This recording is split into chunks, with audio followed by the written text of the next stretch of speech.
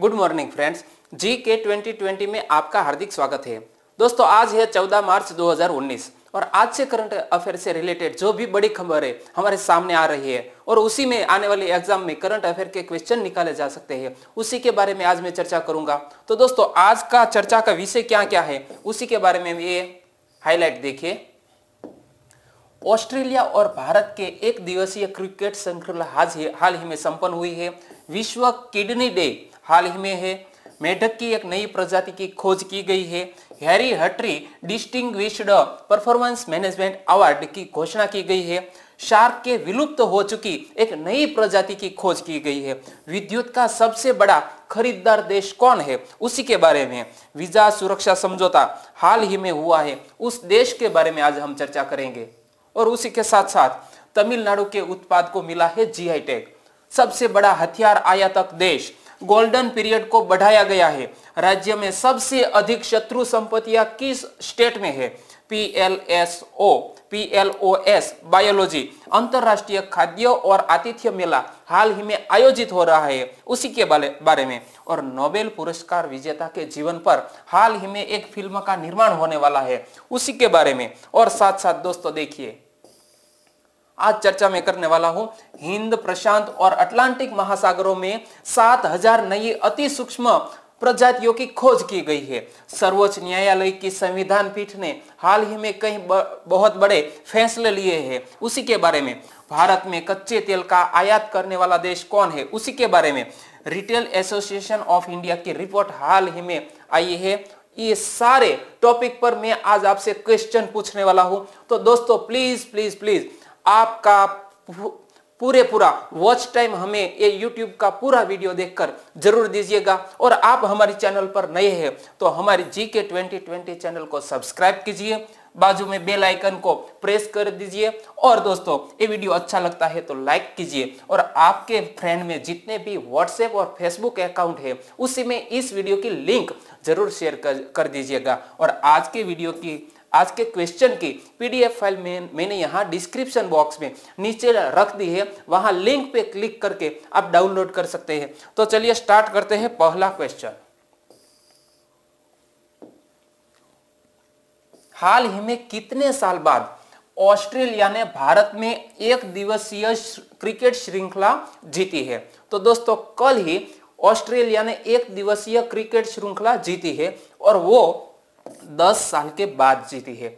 यानी कि इससे पहले ऑस्ट्रेलिया भारत में विजेता हुए थे और वो सीरीज जीती थी रिकी पॉन्टिंग के कप्तानी में। तो दोस्तों 2009-10 की ये घटना है और हाल ही में एरोन फिंच की अध्यक्षता में कप्तानशिप में हाल ही में ये सीरीज जीती है। और दोस्तों उसको 10 साल हुए हैं। और यहाँ बात आती है इस क्रिकेट श्रृंखला की, तो उसमें कई रिकॉर्ड हुए हैं, उसी के बारे में बता रहा हूं। ऑस्ट्रेलिया ने पिछले बार 2009-10 में वनडे सीरीज जीती थी। यह भारतीय टीम की अपने घर में 2015-16 के बाद से पहले वनडे सीरीज की हार है। ऑस्ट्रेलिया चौथी ऐसी टीम बनी है जिसने शुरुआती 2 मैच हारने के बाद सीरीज अपने नाम कर लिया हो। भारत 5 मैचों की सीरीज में 2-0 की लीड लेने के बाद भारत कोई भी द्विपक्षीय सीरीज अभी तक नहीं हारा है। 5 बार के विश्व कप विजेता ऑस्ट्रेलिया 0-2 से पिछड़ने के बाद कोई सीरीज नहीं जीत सका है, लेकिन कल ही ये रिकॉर्ड दर्ज हुआ है। तो दोस्तों इस क्वेश्चन से हमें इतनी सारी इंफॉर्मेशन मिल जाती है जो आने वाले एग्जाम के लिहाज से इंपॉर्टेंट हो सकती है। दूसरा क्वेश्चन, हाल ही में विश्व गुर्दा दिवस यानी कि वर्ल्ड किडनी डे कब मनाया गया। तो दोस्तों हाल ही में वर्ल्ड किडनी डे मनाया गया है 14 मार्च को, यानी कि आज ही 14 मार्च को ये वर्ल्ड किडनी डे मनाया गया है। और दोस्तों इस वर्ल्ड किडनी डे का थीम क्या है, तो kindly health for everyone everywhere, वो आज के इस वर्ल्ड किडनी डे की थीम है, वो भी याद रखिएगा। और यहां बात आती है वर्ल्ड किडनी डे की, तो दोस्तों ये देखिए 850 लाख लोग दुनिया भर में अब विभिन्न कारणों से गुर्दे की बीमारियों का अनुमान लगा रहे हैं। क्रोनिक किडनी रोग प्रति वर्ष कम से कम 2.4 मिलियन मौतों का कारण बनते हैं। और अब मृत्यु का सबसे छठा तेजी से कारण है, वो है दोस्तों दुनिया में छठा सबसे बड़ा कारण है मौतों का एक किडनी का रोग। और उसी के तौर पर हाल ही में 14 मार्च को ये वर्ल्ड किडनी डे मनाया जा रहा है। और उसी का थीम फिर से मैं आपसे दोहरा रहा हूं, kidney health for everyone everywhere, ये याद रखिएगा। अगला क्वेश्चन, हाल ही में भारत के किस राज्य में मेढक की एक नई प्रजाति की खोज की गई है? तो दोस्तों हाल ही में एक राज्य में ये मेढक की नई प्रजातियों की खोज की गई है और वो स्टेट का नाम है केरल। यानी कि इस क्वेश्चन का ए ऑप्शन सही है। और यहाँ केरल में जब ये नई मेढक की प्रजातियों की खोज की गई है तो उसी के बारे में मैं बताता हूं। हाल ही में देश और विदेश के वैज्ञानिकों की एक टीम ने दुनिया भर के संग्रहालयों में संग्रहित समान प्रजातियों के मेढक के नमूनों का आपस में तुलना की। इस अध्ययन के अनुसार केरल के वायनाड में पाए जाने वाले मेढकों का आकार अन्य समान आकार के मेढकों से पूरी तरह से अलग पाया गया। तो दोस्तों हाल ही में वैज्ञानिकों ने ये असम के वायनाड इलाके में इस मेढक की प्रजातियां पाई गई है। तो दोस्तों ये भी करंट अफेयर में काफी महत्वपूर्ण है।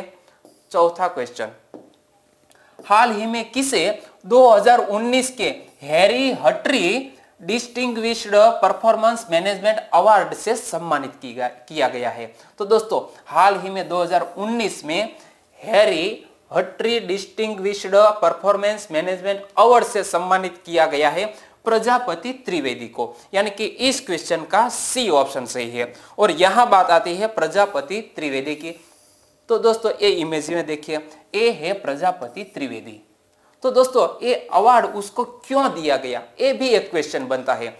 तो राष्ट्रमंडल सचिवालय के वरिष्ठ निदेशक प्रोफेसर प्रजापति त्रिवेदी को लोक प्रशासन में उनके अहम योगदान के लिए ये अवार्ड दिया गया है। और प्रजापति त्रिवेदी यह पुरस्कार प्राप्त करने वाले पहले भारतीय और गैर अमेरिकी इंसान है। तो दोस्तों इसी का नाम आपको बहुत ही याद रखना होगा, प्रजापति त्रिवेदी। पांचवा क्वेश्चन, हाल ही में शोधकर्ताओं द्वारा शार्क की विलुप्त हो चुकी एक प्रजाति की खोज के कारण गैलापागोस द्वीप चर्चा में रहा। यह द्वीप किस देश में स्थित है? तो दोस्तों शार्क की एक प्रजाति विलुप्त हो चुकी थी, वो हाल ही में मिली है एक गैलापागोस द्वीप से। और वो द्वीप किस कंट्री में स्थित है? तो दोस्तों वो इक्वाडोर में स्थित है। यानी कि इस क्वेश्चन का बी ऑप्शन सही है। और यहां बात आती है इक्वाडोर की और गैलापागोस द्वीप की। तो दोस्तों ये मैप में देखिए, ये है इक्वाडोर और इक्वाडोर से यहाँ ये द्वीप है गैलापागोस। और दोस्तों यहाँ पर हाल ही में ये शार्क मछली की जो प्रजातियां है वो मिली है। तो दोस्तों इसी के बारे में जानते हैं। लेकिन यहाँ एक बात आएगी IUCN की, तो इसी का फुल फॉर्म मैं पहले आपसे बताना चाहूंगा। जो ये विलुप्त प्राय प्रजातियों की खोज में और इसी की ये सूची तैयार करती है IUCN। उसी का फुल फॉर्म क्या है?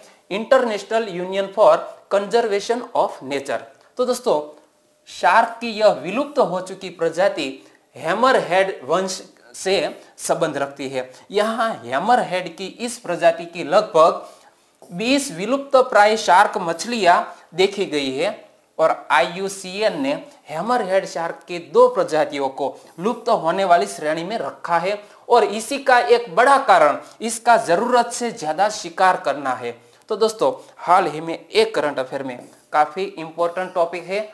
छठा क्वेश्चन, हाल ही में किस बैंक ने राकेश मखीजा को अपना गैर कार्यकारी अंशकालीन अध्यक्ष नियुक्त किया है? तो दोस्तों ये इमेज में जो आप देख रहे हैं वो है राकेश मखीजा। और उसी को हाल ही में एक्सिस बैंक ने अपना गैर कार्यकारी और अंशकालीन अध्यक्ष नियुक्त किया है। यानी कि इस क्वेश्चन का सी ऑप्शन सही है। और यहां बात आती है एक्सिस बैंक की, तो उसी ने राकेश मखीजा ने किसका स्थान लिया वो भी आपको पता होना चाहिए। तो दोस्तों यहां देखिए, एक्सिस बैंक ने राकेश मखीजा को अपना गैर कार्यकारी अंशकालीन अध्यक्ष नियुक्त किया है। और वे इस वर्ष जुलाई में कार्यभार संभाल लेंगे। वह 3 साल के लिए इस पद पर रहेंगे। वह संजीव मिश्रा की जगह लेंगे जो 17 जुलाई को सेवानिवृत्त हो रहे हैं। राकेश मखीजा SKF इंडिया और टाटा टेक्नोलॉजीज से जुड़े हुए हैं। तो दोस्तों ये आपको याद रखना चाहिए। आगे बढ़ते हैं 7वां क्वेश्चन। भारतीय विद्युत का सबसे बड़ा खरीदार देश कौन है? दोस्तों भारतीय विद्युत का सबसे बड़ा खरीदार देश है बांग्लादेश, यानी कि इस क्वेश्चन का सी ऑप्शन सही है। और यहां बात आती है भारतीय विद्युत की, तो दोस्तों ये देखिए, विद्युत मंत्रालय ने पिछले साल दिसंबर में बिजली के सीमा पार व्यापार के लिए नए दिशा निर्देश जारी करने के बाद नियमों को संशोधित किया है।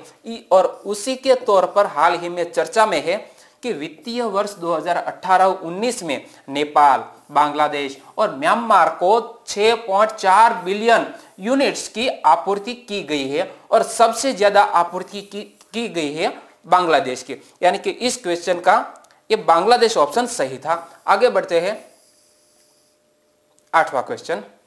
हाल ही में भारत और किस देश के लोगों के बीच संपर्क बढ़ाने के लिए वीजा सुविधा समझौता 11 मार्च से प्रभावी हो गया? तो दोस्तों हाल ही में 11 मार्च से प्रभावी हो गया है ये वीजा सुविधा समझौता। तो दोस्तों ये देश का नाम है मालदीव, यानी कि इस क्वेश्चन का सी ऑप्शन सही है। और मालदीव के साथ ये वीजा सुविधा समझौता चालू हो गया है, तो उसी के बारे में हम जानते हैं। यह समझौता मालदीव के नागरिकों को पर्यटन, व्यवसाय, शिक्षा और चिकित्सा उद्देश्यों के लिए भारत आने के लिए एक उदार वीजा व्यवस्था प्रदान करेगा। मालदीव के हाल ही के राष्ट्रपति कौन है? इब्राहिम सोलेह। जो आप इमेज में देख रहे हैं वो है इब्राहिम सोलेह। तो दोस्तों राष्ट्रपति इब्राहिम सोलेह के पिछले साल दिसंबर में भारत यात्रा के दौरान इस समझौते पर हस्ताक्षर किए गए थे और हाल ही में वो प्रभावी हो गया है। यानी कि दोस्तों एक करंट अफेयर की बहुत बड़ी। अगला क्वेश्चन, हाल ही में भारत सरकार की जियोग्राफिकल इंडिकेशन रजिस्ट्री ने तमिलनाडु के किस उत्पाद को जीआई टैग यानी भौगोलिक संकेतक प्रदान किया है?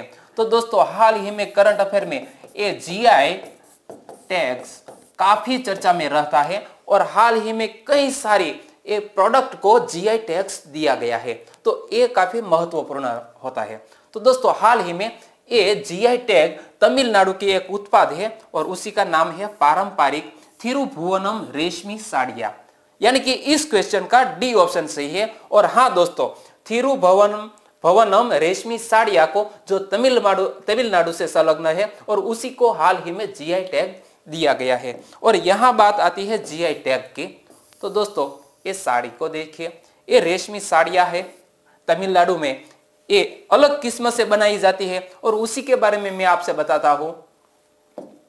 तो दोस्तों थिरुभुवनम रेशमी साड़ियां शुद्ध जरी के धागों के इस्तेमाल करते हुए विस्तृत डिजाइन के साथ बनाई और पहनी जाने वाली पारंपरिक साड़ियां है।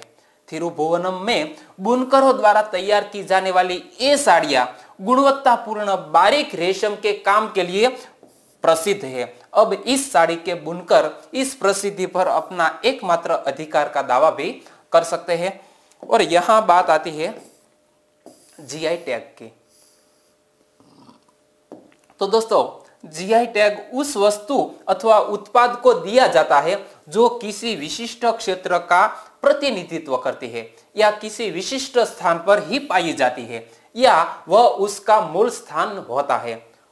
और दोस्तों जीआई टैग कृषि उत्पादों, प्राकृतिक वस्तुओं तथा निर्मित वस्तुओं को उनकी विशिष्ट गुणवत्ता के लिए दिया जाता है। और हाल ही में कौन कौन सी चीजें ये जीआई टैग के हाईलाइट में रही है, तो ये देखिए बहुत ही महत्वपूर्ण, कर्नाटक के उत्तर कन्नड़ में उत्पादित जो सिरसी सुपारी उसी को हाल ही में जीआई टैग मिला है। और केरल के इडुक्की जिले में मिलने वाला ये मयूरी गुड़ है, उसी को जीआई टैग मिला है। ओडिशा की कांधामल हल्दी है, उसी को जीआई टैग मिला है। तमिलनाडु की पारंपरिक थिरुभुवनम रेशमी साड़ियां जो हाल ही में चर्चा की, उसी को जीआई टैग मिला है। गुजरात के जूनागढ़ जिले में गिरनार पहाड़ों की तलहटी के आसपास बड़े पैमाने पर आम की केसरिया रंग की जो केसर किस्म की भौगोलिक संकेतक जो आम होते हैं, उसी को जीआई टैग मिला है। उत्तर प्रदेश में पैदा होने वाली दशहरी आम को भौगोलिक संकेतक मिला है, जो आप इमेज में देख सकते हैं, वो दशहरी आम है। तो दोस्तों ये सारी इंफॉर्मेशन आपको याद रखनी चाहिए आने वाली एग्जाम के लिए। अगला question, Swedish think tank Stockholm international peace research institute द्वारा जारी रिपोर्ट के अनुसार विश्व का सबसे बड़ा हथियार आयातक देश कौन है? तो दोस्तों हाल ही में सऊदी अरब ऐसा देश बन गया है जो एक रिसर्च के अनुसार ये सबसे ज्यादा बड़े हथियार यानी कि जो वेपन्स होते हैं उसी का आयातक देश बन गया है, यानी कि इस क्वेश्चन का बी ऑप्शन सही है।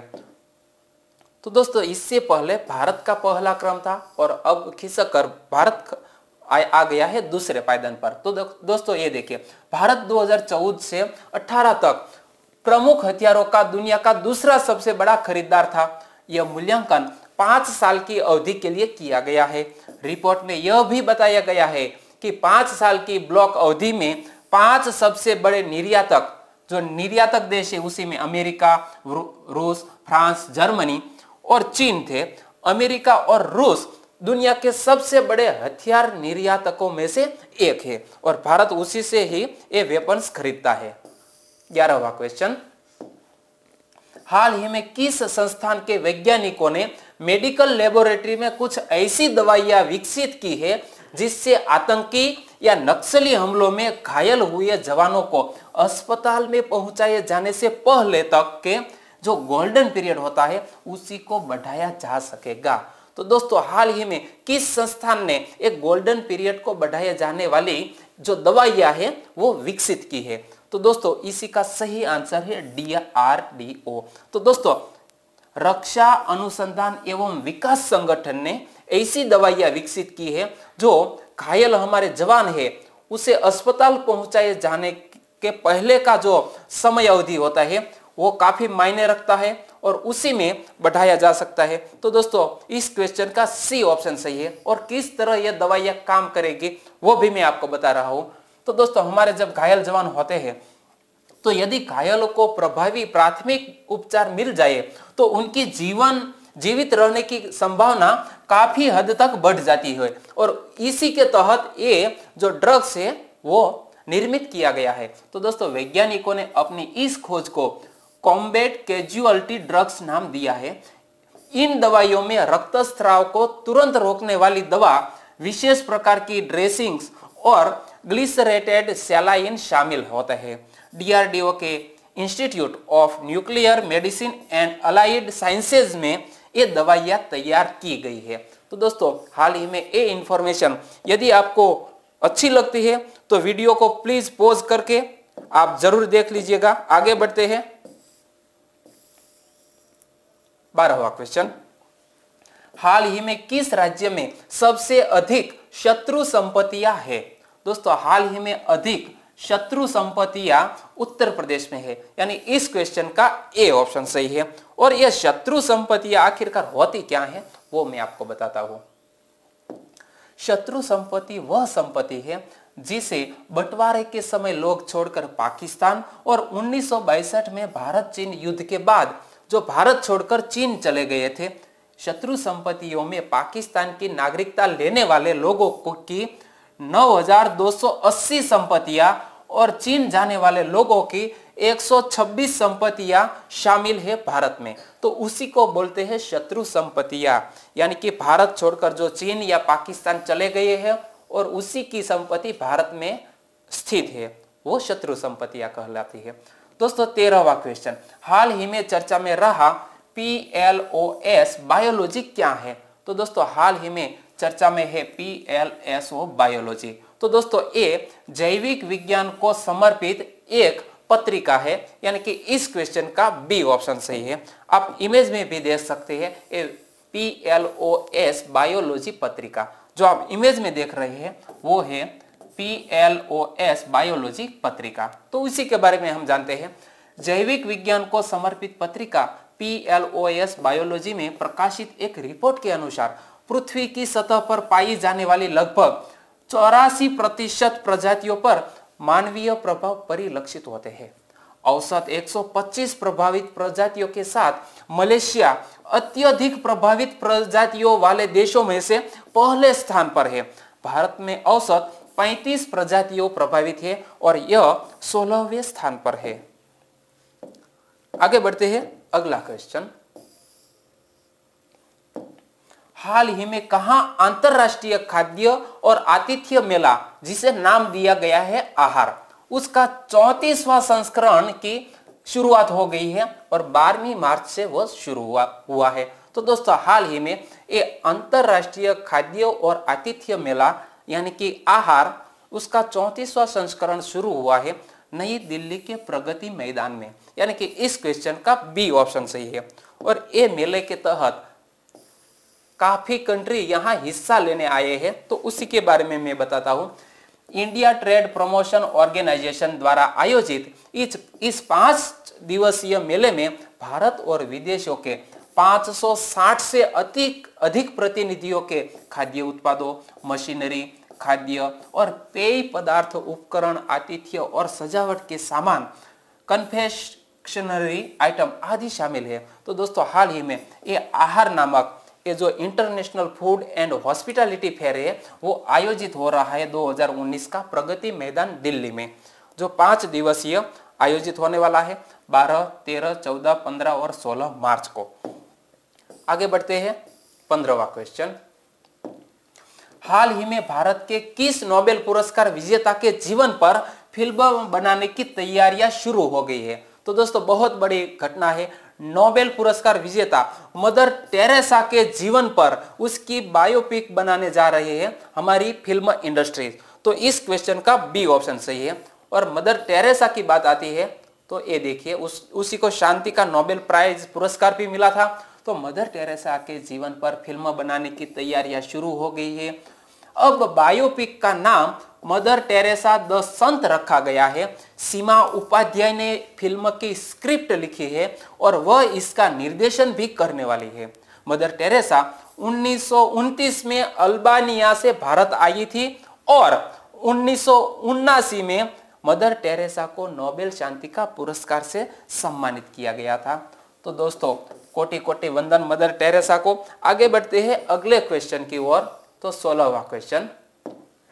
हाल ही में किस यूनिवर्सिटी के शोधकर्ताओं ने हिंद, प्रशांत और अटलांटिक महासागरों में 7000 नई अति सूक्ष्म प्रजातियों का पता लगाया है?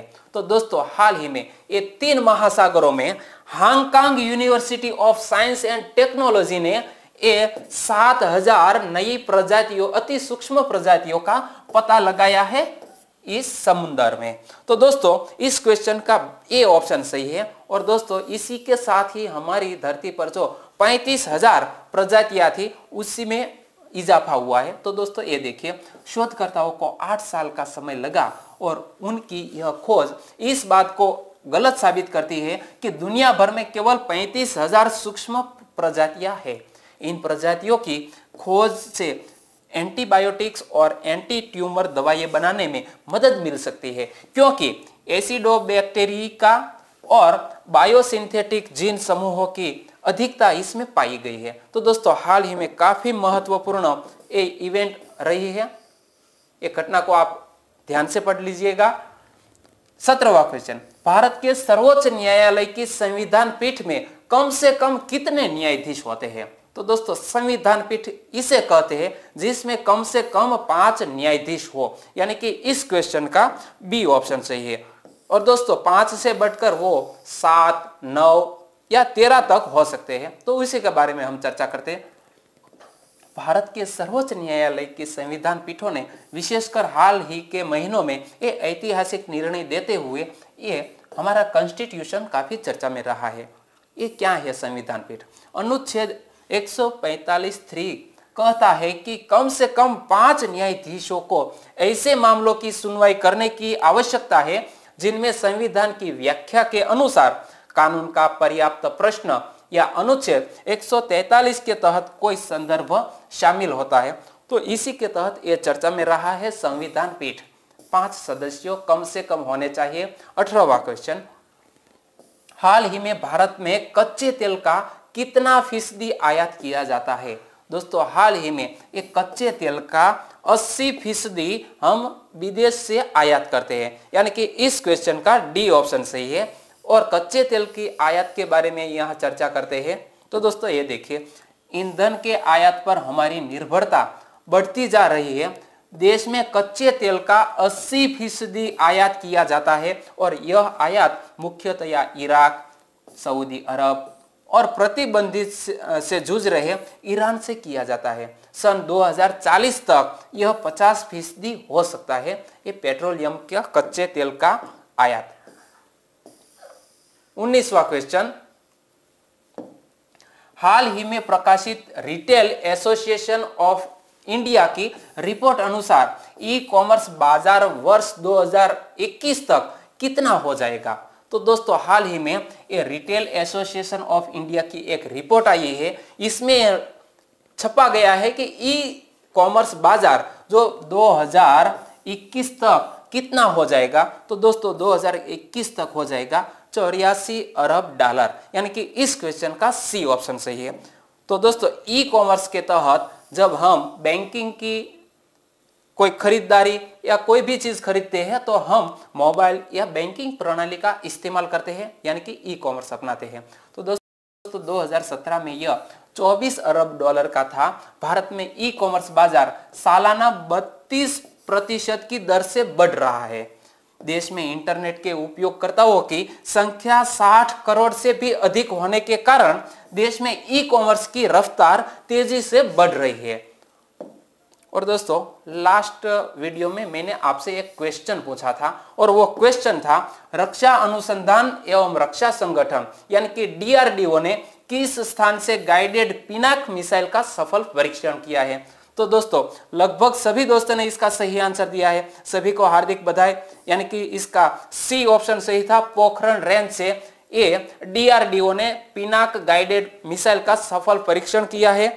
और आज के वीडियो का क्वेश्चन आपकी स्क्रीन पर, हाल ही में केरल विश्वविद्यालय के शोधकर्ताओं और छात्रों के एक समूह द्वारा किस राज्य में किए गए पुरातात्विक उत्खनन से हड़प्पा सभ्यता की कब्रों की खोज की गई है, जो आप इमेज में देखते हैं। और दोस्तों 4 ऑप्शन आपकी स्क्रीन पर है और इसी का सही आंसर आपको मुझे यहाँ कमेंट बॉक्स में लिखकर बताना है। तो दोस्तों आप ये वीडियो के क्वेश्चन का आंसर कमेंट बॉक्स में जरूर लिखिएगा। और ये वीडियो आपको अच्छा लगा है तो आपके मोबाइल में जितने भी फेसबुक और व्हाट्सएप अकाउंट है उसी में इस वीडियो की लिंक शेयर कीजिएगा और हमारे ये नए GK 2020 चैनल में आप अपना सहयोग दीजिएगा। और दोस्तों यदि ये वीडियो अच्छा लगता है तो लाइक तो बनता ही है। कल फिर मिलेंगे एक नए करंट अफेयर के साथ, तब तक के लिए जय हिंद।